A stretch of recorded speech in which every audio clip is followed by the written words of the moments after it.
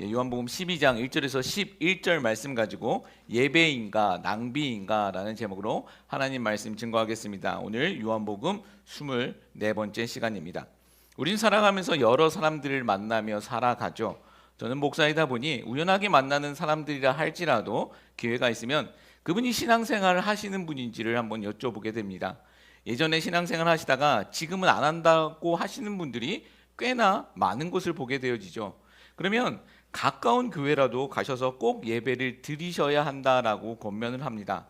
그러면 이제 대부분의 반응은요, 목사에게 인사하는 말이겠지만 시간이 나면 예배를 드리겠다라고 말씀들을 하십니다. 그냥 그 앞에서 거부하시는 분들은 별로 없고 시간이 나면 예배를 드리겠다라고 말씀을 하시죠. 그렇게라도 예배를 드림으로 신앙생활을 다시 시작하는 것은 매우 귀하고 중요한 부분입니다. 그런데 시간이 나면 예배를 드리겠다라는 말은 우리가 좀 생각해 볼 필요가 있는 것 같습니다. 여러분, 시간이 나면 예배를 드리는 것이 맞습니까? 아니면 시간을 내어서 예배를 드리는 것이 맞습니까? 시간을 내어서, 우리는 시간이 남아서 예배를 드리는 것이 아니죠. 시간을 내어서, 시간을 쪼개서 예배를 드리고 있는 것입니다. 우리 오늘 여행 중에 방문하신 커플이 있는데 시간을 내어서 예배를 드리시는 거죠. 하나님께서 저런 모습을 귀하게 여기신다라는 것이죠. 사실은 이 단어 하나의 차이지만, 그래서 별거 아닌 것 같아 보이지만 이 차이는요, 성공과 실패를, 그리고 빛과 어두움을, 그리고 생명과 죽음까지도 나눌 수 있는 아주 중요한 차이가 되어집니다. 여러분, 우리는 어느 쪽에 서 있습니까? 오늘 우리가 나눌 말씀의 제목이 예배인가 낭비인가입니다. 오늘 함께 읽은 본문 역시 우리가 너무나도 잘 알고 있는 내용이죠. 예수님께 향유 옥합을 깨뜨린 여인의 이야기입니다. 오늘 우리는 이 이야기 속에서 이렇게 두 부류의 사람들을 찾아보고자 합니다. 같은 장면 속에서 전혀 다른 해석을 하고 있는 두 부류의 이야기, 한쪽은 예배라고 하고 한쪽은 낭비라고 하는 사람들의 이야기를 찾아보겠습니다.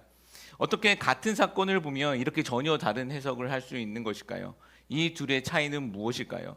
바로 예수님의 가치를 아는 사람은 이 향유 사건을 예배라고 하는 것이고요, 예수님을 따라다녔지만 가치가 아닌 계산을 하는 사람들에게 이 여인의 행동은 낭비, 소비가 되어진다라는 것이죠. 예수님을 따르는 것이 가치냐 계산이냐로 빛과 어두움으로 나누어지게 된다는 것입니다. 여러분, 소망합니다. 선포되어지는 이 말씀 속에서, 오늘 드리는 이 예배 속에서 예수님의 그 가치, 복음의 그 귀한 가치를 발견하길 소망하고 하나님께 참된 예배를 올려드릴 수 있는 우리 모두가 되시기를 예수 그리스도의 이름으로 축복합니다. 자, 1절 말씀을 보면 본문은 유월절 엿새 전에 일어난 사건이라고 성경은 기록하고 있습니다. 요한복음에서 등장하고 있는 세 번째 유월절 사건입니다. 그리고 이 세상 역사 속에서 마지막 유월절이 되어집니다. 왜 이 유월절이 이 세상 역사 속에서 마지막의 유월절이 되는 것이냐면, 예수님께서는 하나님이 준비하신 온전하고 완전하신 유월절 어린 양이었기 때문입니다. 이 말은 예수님께서 이 유월절에 십자가를 지신다라는 의미이겠죠. 그러기에 유월절 이 엿새 전이라는 것은 예수님께서 십자가에서 돌아가시기 전 엿새 전 사건이 되는 것입니다. 요일로 따지면 토요일이 되어지는 것이죠. 장소는 베다니입니다. 우리가 지난주 살펴보았었던 나사로 부활 사건이 일어났었던 그 지역입니다. 생명과 죽음이 교차했었던, 빛과 어두움이 교차했었던 그 장소에서 일어난 사건이 오늘 이야기입니다. 여기서 이제 두 부류를 살펴보겠습니다. 첫 번째는 빛에 속한 사람들이 있다는 것이죠. 이들에게는 낭비가 아니라 예배가 되어집니다. 2절 말씀을 보면 예수님을 위한 잔치가 벌어집니다. 아마도 나사로의 부활 사건 때문에 감격하고 감사하여서 벌어진 잔치였을 것입니다. 성경에서 보면 이 예수님의 공생의 기간 동안, 예수님이 이 땅에 계시는 동안 유일하게 예수님을 위한 잔치가 벌어지는데 바로 오늘 이 사건입니다. 우리 2절과 3절 말씀을 다시 한번 읽어보도록 하겠습니다. 거기서 예수를 위하여 잔치할세 마르다는 일을 하고 나사로는 예수와 함께 앉은 자 중에 있더라. 마리아는 지극히 비싼 향유 곧 순전한 나드 한 근을 가져다가 예수의 발에 붓고 자기 머리털로 그의 발을 닦으니 향유 냄새가 집에 가득하더라. 아멘. 자, 예수님을 위한 잔치가 벌어졌는데 3절 말씀 보면 죽었다 살아난 나사로의 누이인 마리아가 지극히 비싼 향유 곧 순전한 나드 한 근을 가져다가 예수님의 발에 붓고 자기의 머리털로 예수님의 발을 씻기는 사건이 벌어집니다. 자료를 찾아보면 순전한 나드에서 이 나드라는 것은 인도 히말라야 산맥에 있는 아주 귀중한 식물에서 나오고 있는 향유라고 합니다. 그리고 순전한이라는 그 의미는 무엇이냐면 그 중에서도 아주 질 좋은 불순물이 없는 아주 좋은 향유를 의미한다고 하죠. 이 향유의 값어치가 어느 정도이냐면 가룟유다가 직접 이야기하는 바로 이 향유의 가치는 300데나리온이었다라고 말을 하고 있습니다. 1데나리온은 노동자 하루의 품삯이었습니다. 300데나리온이라고 한다면 노동자의 1년치 연봉이 되는 것이죠. 당시 이스라엘 사회에서 여자들은요, 결혼 지참금으로 이렇게 향유를 모았다고 합니다.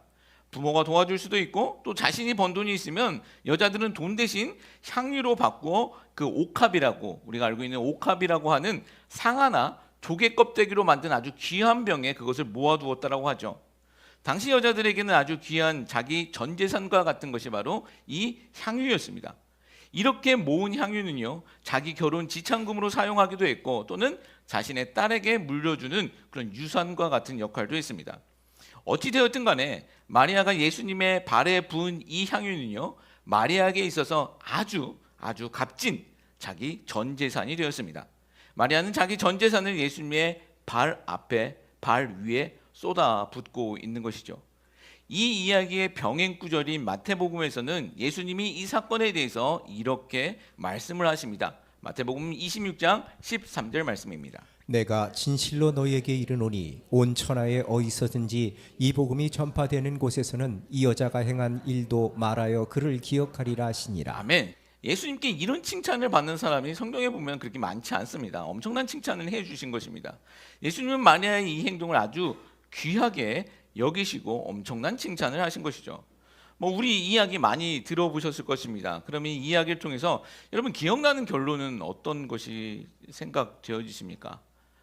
우리도 마리아처럼 많은 것을 드리자, 할 수 있으면 전 재산이라도 드리자, 그러면 예수님이 기뻐하시고 칭찬하실 것이다 라고 이런 식으로 이 이야기를 끌고 가시는 분들도 있습니다. 옛날 부흥사들 중에서 이렇게 말씀하신 분들이 많죠. 헌금 많이 한 사람 데리고 다니면서 이렇게 때때마다 이렇게 세워가지고 소개시켜주면서 이렇게 해야 된다, 성공한다라고 이야기하시는 분들, 제가 여러 사람들을 보았는데 레파토리는 다 똑같습니다. 결국 돈으로 이제 귀결이 되어지는 것을 봅니다. 우리가 정말 조심하고 분별해야 합니다. 예수님 하나님 이야기한다고 해서 다 바른 복음은 아닙니다. 이단들도 성경 들고 예수님 하나님 이야기하고 있기 때문입니다. 그리고 눈물 빼는 이야기하고 또 신비한 일들이 보인다 할지라도 그것이 다 은혜가 될 수는 없습니다. 그런 것은 무당도 하고요, 우리가 드라마를 통해서도 얼마든지 우리의 눈물을 뺄 수도 있다라는 것이죠. 무당은 작두라도 타지만 목회자들은 말로서 사람들 쓰러뜨리기만 하고 그렇다는 거죠. 이 마태복음에서 예수님이 하신 말씀의 이 의도는 무엇일까요?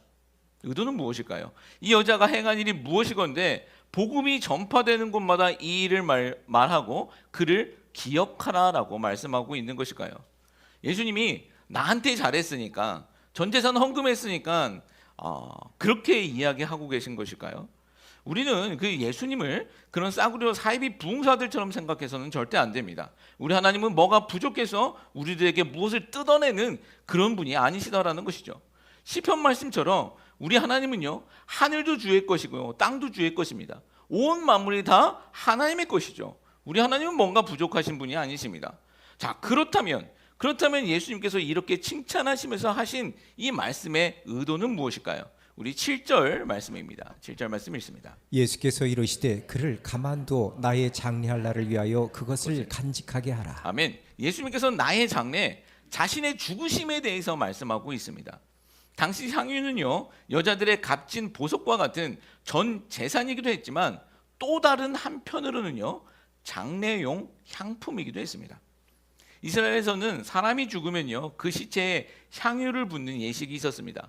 실제로 성경을 보면 우리가 읽었었던 3장에 등장하고 있는 니고데모가 십자가에서 돌아가신 예수님의 시신에 그 향유를 준비하는, 향유를 바르는 그런 기록이 등장하고 있습니다. 지금 예수님께 향유를 부은 이 마리아는요, 예수님의 죽으심, 그 십자가 사건을 미리 예표하고 있는 것이다라는 것이죠.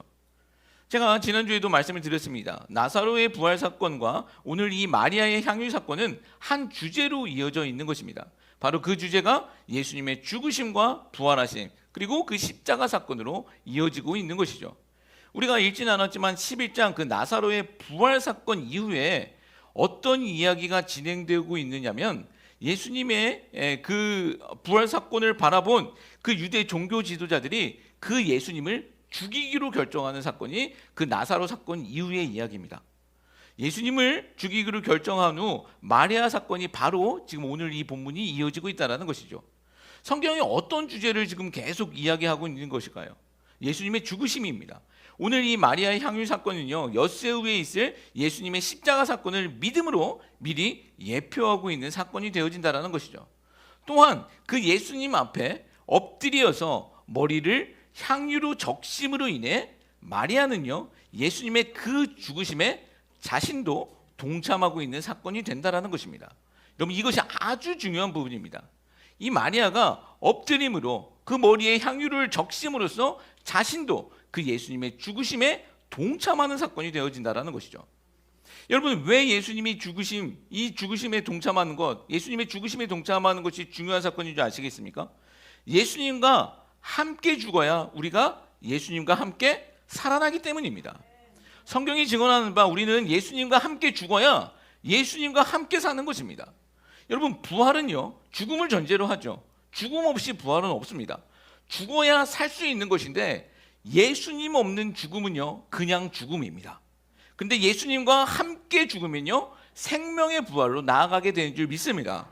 지금 본문이 진행되고 있는 현장이 예수님을 위한 잔치 자리였다라고 말씀드렸지 않습니까? 성경을 보면 성경의 중요한 부분의 내용일 때마다 이 잔치라는 사건이 등장하게 되어지는 것을 보게 되어지는데, 요한복음 첫 표적 사건이 어디였습니까? 가나의 혼인잔치 사건이었습니다. 예수님이 그때 보여주신 표적은 무엇이었죠? 물로 포도주를 바꾸시는 사건, 망가지고 어그러진 그 혼인잔치를 포도주, 곧 예수님의 피로 기쁨과 즐거움의 잔치로 바꾸신 것이 예수님의 첫 표적이 되었죠. 이거는 개인의 그런 결혼잔치, 혼인잔치의 이야기가 아니라 우리 인간의 구원 이야기가 되었습니다. 성경 요한계시록을 보면요, 특별히 19장 말씀을 보면 인류의 마지막 잔치, 이 세상의 마지막 잔치가 등장하고 있는데, 그 잔치가 어떤 잔치이냐면 어린 양의 혼인잔치입니다. 우리 인간의 이 땅에서의 역사는요, 이 혼인잔치로 끝이 나는 것입니다. 우리는 그날 어린 양의 이 혼인잔치에 교회로서, 예수님의 신부로서 하나님 앞에 서게 되는 것입니다. 여러분, 소망합니다. 그날 우리 모두가 그 어린 양, 그 예수님의 신부로서 그 잔치에 참여할 수 있는 은혜가 있기를 예수 그리스도의 이름으로 축복합니다. 그러기 위해서는요, 반드시 예수님과 함께 죽으셔야 한다는 것입니다. 그래야 살 수 있다라는 거예요. 오늘 이 마리아는 향유를 자신에게 적심으로 그 예수님의 죽으심에 동참한 것입니다. 그리고 자신의 그 결혼 자금으로 사용할 그 향유를 예수님께 뿌림으로 예수님의 신부가 되는 것이죠. 여러분, 마리아의 이 이야기가 오늘 우리의 이야기가 되어야 하는 줄 믿습니다. 여러분, 이게 복음입니다. 마리아 사건을 통해서 또 하나 살펴보고 싶은 것은 바로 이것입니다. 마리아는요, 자신의 그 전 재산, 가장 소중하다고 생각한 것을 예수님께 쏟아부었습니다. 그런데 어떤 사람들 이야기처럼 이게 단지 헌금 많이 했다라고 결론을 낼 수 없는 부분이죠. 물론 헌금이라는 부분도 포함할 수 있지만 절대 그렇게 결론 내어서는 안 됩니다. 만약 그런 결론을 내려면 마리아가 향유를 깨트리지 말고 그냥 예수님께 온전히 드려야죠. 예수님, 이거 팔아서 예수님 필요한 데 쓰십시오. 그리고 나중에 기부금 영수증 하나 부탁드립니다. 뭐 이런 식으로 말씀을 드렸다면 우리는 이걸 헌금으로 결론을 낼 수 있을 것 같습니다. 근데 이 이야기는 그 정도 수준이 아니죠. 여러분, 그러면 이 이야기가 말씀하고 있는 그 내용은 무엇일까요? 마리아는 옥합을 깨트리고 예수님께 부은 향유를 닦기 위해 예수님 앞에 엎드렸습니다. 여러분, 이 엎드림은 무엇일까요? 저는 종종 하나님께 엎드림, 그리고 하나님께 무릎 꿇음이라는 표현을 종종 사용합니다. 저는 이 표현이 참 좋습니다. 우리의 신앙을 표현하는 데 있어서 이보다 더 좋은 단어가 없는 것 같기 때문입니다. 우리가 신앙생활 한다는 것은요, 하나님 앞에 떳떳이 서는 것이 우리의 신앙생활은 아닙니다. 우리가 신앙생활 한다는 것은 하나님 앞에 무릎 꿇는 것, 우리가 하나님 앞에 엎드리는 것, 그것이 우리 신앙생활의 모습이다라는 것이죠.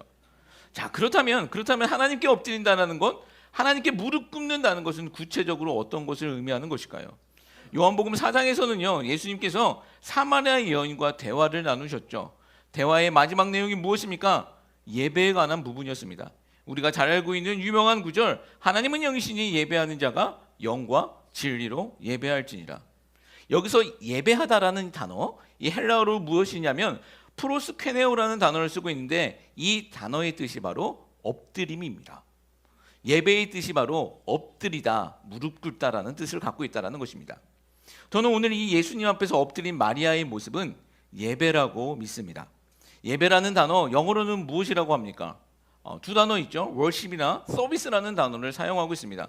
저는 개인적으로 예배를 서비스라는 단어를 사용하는 것은 별로 좋아하지 않습니다. 너무나도 많은 오해를 우리에게 줄 수 있기 때문이죠. 우리가 누구에게 서비스를 받는 것입니까? 우리가 서비스를 해야 함에도 불구하고 서비스를 받는 것처럼 예배에 참여할 수 있는 그런 오해를 가져올 소지가 너무나도 많기 때문입니다. 실제로 우리에게는 그런 모습이 있죠. 그래서 예배는 워십이라는 단어를 쓰는 것이 훨씬 더 정확한 표현이라고 저는 생각을 합니다. 그럼 이 워십이라는 단어, 어떤 단어에서 파생된 단어입니까? 월스라는 단어에서, 그 가치라는 단어에서 파생된 단어입니다. 우리가 헬라어 프로스케네오라는 단어와 이 영어의 워스라는 그 단어를 종합해 보면 예배는 결국 하나님이라는 가치를 인정하고 예수님이라는 그 가치 앞에 엎드리는 것, 그것이 바로 우리가 드리는 예배가 된다는 것입니다. 마리아의 향유 사건은요, 단지 값비싼 제물을 드렸다가 아니라, 그래서 너희도 드려라가 아니라 우리에게 묻고 있는 것은 너희는 어떤 것에 가치를 두고 너희는 어떤 것에 무릎을 꿇고 살고 있느냐, 더 정확히 말하면 너희는 무엇을 예배하며 살아가고 있느냐를 묻고 있다는 것이죠. 여러분, 소망합니다. 정말 이 질문이 우리의 심령 가운데 정직하게 들려지는 은혜가 있길 소망합니다. 너희는 무엇을 예배하고 있느냐, 너희의 최고의 가치는 무엇이냐라는 이 질문이 우리에게 정직하게 들렸으면 좋겠습니다. 자, 그런 의미로 보았을 때 오늘 우리가 드리고 있는 예배에서 가장 중요한 것이 있다면 무엇이겠습니까? 하나님을, 또 우리 예수님을 우리의 최고의 가치로 인정할 수 있느냐 없느냐라는 것이죠. 여러분, 우리는 찬양을 했습니다. 가사 하나하나를 생각하면 오늘도 우리는 정말 엄청난 고백을 했습니다. 우리의 생명을 드린다라고도 말씀드렸고, 우리의 인생을 하나님의 손에 올려드린다라고도 찬양을 했습니다. 여러분, 우리 하나님은요, 이런 찬양 받으시기에 합당하신 분인 줄 믿습니다. 언제 어디서나 우리의 찬양을 받으실 가치가 있는 분이 우리 하나님이십니다. 삶의 어디에서도 정말 이렇게 예배할 수 있는 우리 모두가 되셨으면 좋겠습니다. 그렇게 어디서나 예배하는 인생으로 살아갈 수 있는 우리 모두가 되시길 예수 그리스도를 축복합니다. 자, 이렇게 빛에 속한 사람들이 있는가 반면 또 한쪽 부류의 사람들이 등장하고 있습니다. 두 번째, 어둠에 속한 사람들입니다. 예배가 아니라 낭비라고 말하는 사람들이죠. 계산하는 사람들입니다. 우리 4절에서 6절까지의 말씀 읽겠습니다. 제자 중 하나로서 예수를 잡아줄 가롯 유다가 말하되 이 향유를 어찌하여 300데나리온에 팔아 가난한 자들에게 주지 아니하였느냐 하니, 이렇게 말하면 가난한 자들을 생각함이 아니요 그는 도둑이라 돈꾀를 맞고 거기 넣은 것을 훔쳐가미러라. 아멘. 자, 같은 현장에 있으면서도 예수님의 가치를 인정하지 못하는 사람들이 분명 있습니다. 바로 어둠에 속한 사람들이었죠. 가룟 유다가 엎드려 있는 마리아에게 항의를 합니다. 분노를 하면서 이렇게 말합니다. 왜 이 향유를 300데나리온에 팔아 가난한 사람들을 돕지 아니하냐라고 분노하며 항의하죠. 가난한 사람들을 왜 돕지 아니하냐라고, 왜 낭비하고 있냐라는 질문입니다. 꽤나 그럴듯한 이유를 들어 항의를 하고 있습니다. 가난한 사람은 우리가 항상 도와야 하기 때문이죠. 그럴듯한 이유가 분명히 있습니다. 그런데 이 가룟 유다의 이 항의는요, 이 분노는 비단 마리아에게만 국한되어지는 것이 아닙니다. 사람들 앞에서 가룟 유다는 이렇게 말한 것이죠. 왜 예수님 보고 당신은 가만히 있습니까? 라는 것을 포함하고 있는 그 질문이었습니다. 항의였던 것이죠. 사람들 앞에서 예수님을 마리아와 함께 그럴듯한 이유로 함께 비난하고 있는 것입니다. 우리가 이 이야기가 성경의 내용이 아니라 우리 주변에서 일어난 일이라면 이렇게 말한 사람은요, 용기 있는 사람이 되고 또 옳은 사람이 될 수도 있습니다. 가룟유다라는 인물은 참 흥미로운 인물이다라는 것을 성경을 통해서 좀 알 수 있는데, 유다라는 이름은 아주 흔한 이름이었습니다. 그러기에 이름 앞에 가룟이라는 그 별칭이 붙습니다. 너무나도 흔한 이름이었기 때문에 가룟이라는 이름의 별칭이 붙게 되어집니다. 가룟이 무엇일까라는 주장에는 여러 가지 좀 주장이 있는데, 가장 지지를 받는 두 가지 주장은 이렇습니다. 한글로 기록된 이 가룟이라는 이것은 이스라엘의 남쪽 지방, 유다 지방의 게리옷이라는 지명에서 따온 주장이라는 것이죠. 주장이 있습니다. 그렇게 말하는 사람들도 있습니다. 유다는 이스라엘의 남쪽 사람이라는 것입니다. 예수님의 제자가 12명이죠. 그런데 예수님의 제자 중 11명은 모두가 갈릴리 지방 출신입니다. 이스라엘의 북쪽 시골 동네 출신이죠. 만약에 이 주장이 맞다면 유다는요, 예수님의 제자 중 유일하게 남쪽 지방 출신의 사람입니다. 그래서 제자들 사이에서 왕따를 당했을까? 이건 아닌 것 같습니다. 그리고 가룟에 대한 두 번째 주장은, 가룟이라는 이 단어가 헬라어 시카리라는 단어에서 나왔다라는 것입니다. 시카리오라는 단어가 있죠. 영화도 있습니다. 암살자라는 그런 단어입니다. 예수님 당시 시카리라는 단체는 로마에 항거하는 폭력이나 암살도 감행하는 아주 극단적인 유대인 정치 단체였습니다. 유다는 그곳에 소속되어 있었던 인물이라는 주장이죠. 그래서 유다는 예수님이 군사적으로 로마를 전복할 것이라는 기대가 있었지만, 예수님의 모습 속에서는 전혀 그런 모습이 없자 그가 예수님을 배반했다라는 것이죠. 이것이 정치적인 계산에 의한 배신이다라는 것입니다.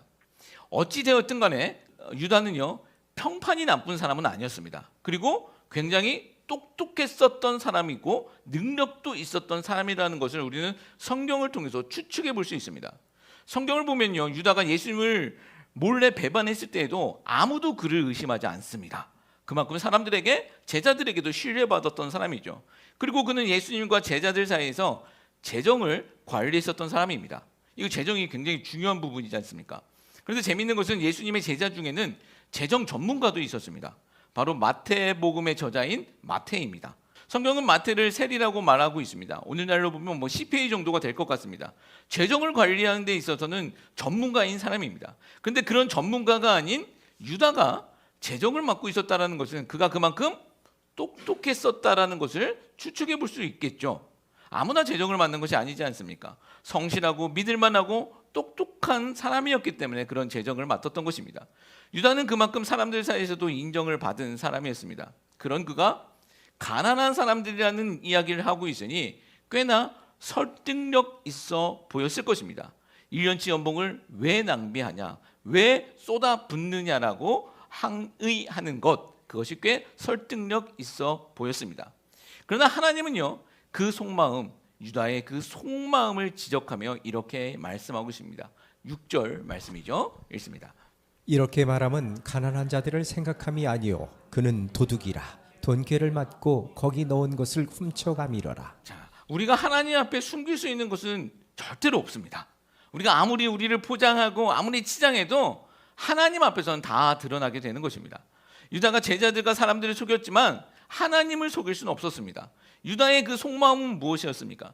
그럴듯한 이유로 항의하고 분노하고 있지만 그 속마음은 무엇이었습니까? 성경은 그가 가난한 사람들을 생각하는 것이 아니라 그가 도둑이었다라고 고발을 하고 있는 것이죠. 저는 유다가 향유를 붓고 예수님 앞에 엎드려 있는 마리아와 그 예수님 앞에서 가난한 사람을 생각하라며 항의하고 분노하는 이유는요, 단지 그냥 돈을 도둑질하기 위한 것만은 아닐 거라고 생각합니다. 앞에서도 말씀드렸었던 것처럼 지금 마리아가 예수님 앞에 하고 있는 행동이 무엇이었습니까? 이것은 예배였습니다. 마리아는 예배를 통해서 예수님의 죽으심과 부활하심에 동참하고 있는 것이죠. 그녀는 예수님이라는 그 가치를 인정하고 그 앞에 엎드림으로써 복음을 경험하고 있는 것이고요. 그녀의 행동을 통해서 복음이 선포되어지고 있는 것입니다. 유다는 이 복음 앞에서 분노하고 있는 것이죠. 예수님을 경배하고 예수님만을 예배하는 참된 예배에 분노하고 있는 것입니다. 가난한 사람들이라는 그럴듯한 명분을 가지고 지금 어둠에 속한 사람의 모습을 적나라하게 드러내고 있는 것이죠. 여러분, 예나 지금이나 가짜들은 진짜에 분노합니다. 그리고 어두움은 빛을 미워하고 싫어합니다. 그래서 어떻게든 교묘하게 포장해서 참된 것들을 공격하고 방해를 하죠. 제가 지난주 카톡을 통해서 소식을 올린 내용이 있습니다. 3주 전인가 설교 중에 이제 통일교와 하나님의 교회에 관한 이야기를 말씀드렸죠. 그리고 저는 그 내용을 짧게 편집해서 유튜브 쇼츠에 좀 올렸습니다. 한 열흘 사이에 그 영상의 조회수가 22만 뷰가 넘었습니다. 굉장히 높은 조회수를 올렸습니다. 많은 사람들이 댓글로 응원도 했고 동의도 해주셨습니다. 뭐 좋아요가 한 2,000건 넘게 이렇게 달리더라고요. 근데 한편으로 이렇게 보니까 디스라이크, 싫어요가 한 200몇 건 이렇게 달리는 걸 보면서 이단에 관한 이야기를 했는데 싫어요를 누른 사람들은 어떤 사람들이겠습니까? 뭐 그쪽 부류의 사람들이겠죠. 염려는 좀 했는데 역시나 유튜브에 신고를 당했고 영상도 강제로 이제 삭제를 당했습니다. 그리고 이런 일이 2번 정도 더 있으면 우리 유튜브 채널을 강제 삭제한다라는 메시지를 유튜브 측에서 받았습니다. 근데 좀 재밌는 게 제가 주장했었던 건 통일교회에 대한 주장이 많았는데 신고한 것은 하나님의 교회에서 신고해 줬습니다. 친구들이에요. 자, 이단들은 그런 게 따르는 게 있습니다. 그래서 제가 이 이야기를 듣고 좀 화가 나서 좀 어떻게 해야 할까 지금 생각 중입니다. 화가 나는 이유는요. 진짜 화가 나는 이유는 가짜들이 진짜를 이렇게 방해하고 있기 때문입니다. 저희 교회 지금 개척교회잖아요. 그렇게 사람이 많은 교회도 아니지만 혹시나 그 하나님의 교회 신도들 중에서 이 말씀을 다시 한번 듣게 되는 분들이 있다면 정말 그분들에게 이렇게 말씀드리고 싶습니다. 예수님 믿고 구원받으십시오. 하나님께서는 천하 사람 중에 다른 구원받을 만한 이름을 절대 주시지 않았습니다. 장기자라는 그 할머니가 여러분들을 구원하는 것이 아니라 예수 그리스도가 여러분을 구원하십니다. 제가 이거 정확하게 적어봤는데 사단법인 국제 위러브유 운동본부 장길자 회장님이 여러분들을 구원하시는 것이 아니라 예수 그리스도가 구원하십니다. 아멘. 그 예수님 믿고 구원받는 은혜가 넘치길 소망합니다. 아멘. 자, 그랬으면 좋겠습니다. 이 마리아의 향유 사건 이후 바로 이어지는 9절에서 11절을 보면요, 유대 종교 지도자들은요 나사로를 죽이기로 모의를 합니다. 또 마리아의 향유 사건 바로 전 사건 11장 후반부에서는 예수님을 죽이기로 결정을 하죠. 이때 결정적인 이유가 무엇이었냐면 유대 종교 지도자들이 예수님을 죽이기로 한 결정적인 이유가 무엇이었냐면 예수님이 나사로를 살리신 그 표적, 그 기적 사건 때문이었습니다. 그래서 많은 사람들이 그 예수님을 따르자 그것이 미우니 예수님을 죽이기로 결정하는 것이죠. 죽은 자를 살렸다라는 그 기적 때문에, 생명이 살아났다는 그 기적 때문에 예수님을 죽이기로 결정하는 것이에요. 어두움은 빛을 미워하게 돼 있습니다. 죽음은 생명을 미워하는 것입니다. 그런데 그런 그들의 표면적인 이유, 예수님을 죽이기로 한 표면적인 이유는 무엇이냐면 예수님 때문에 우리 이스라엘이 로마에 의해 망할 수도 있다라는 것입니다. 그 11장 후반부에 나오고 있는 그들의 논지입니다. 그러니 예수님을 희생양으로 죽이자라는 거예요. 민족이라는 그럴듯한 이유로 예수님을 죽이기로 결정한 것이죠.